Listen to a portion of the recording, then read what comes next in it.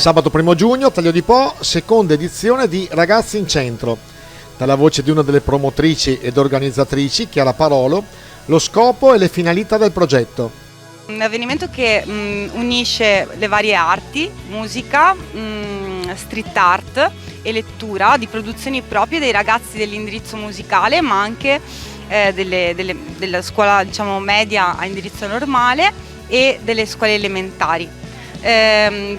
In giro per la piazza vedete delle installazioni artistiche ispirate a un artista di pop art giapponese e altre diciamo creazioni dei ragazzi proprio che hanno fatto loro per questa occasione. Ragazzi in Centro, la seconda edizione, vuole essere un momento per il paese per vedere appunto i talenti tagliolesi che sono ancora in erba perché giovanissimi,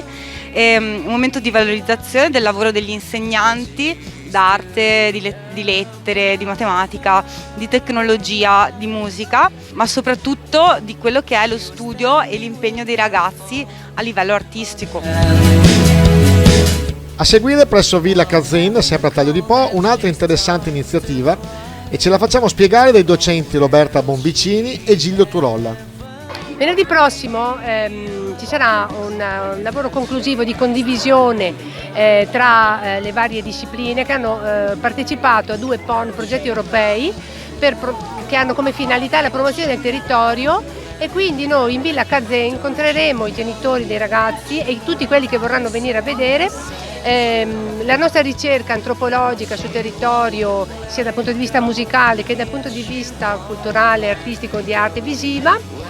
con un plastico che hanno fatto i ragazzi con i materiali di recupero della villa di Kazin. E mentre per quanto riguarda musica, con le ocarine autocostruite dai ragazzi con l'aiuto di Benvenuto Fecchio, accompagneranno con brani popolari supportati da basi tecnologiche modernissime che hanno dato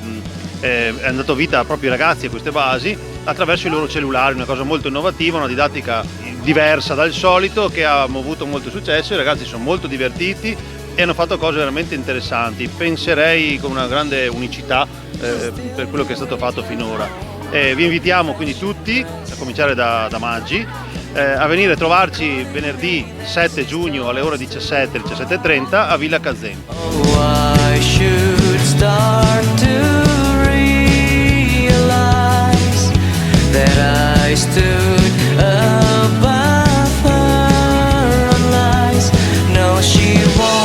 Let go, yeah, she won't let him go.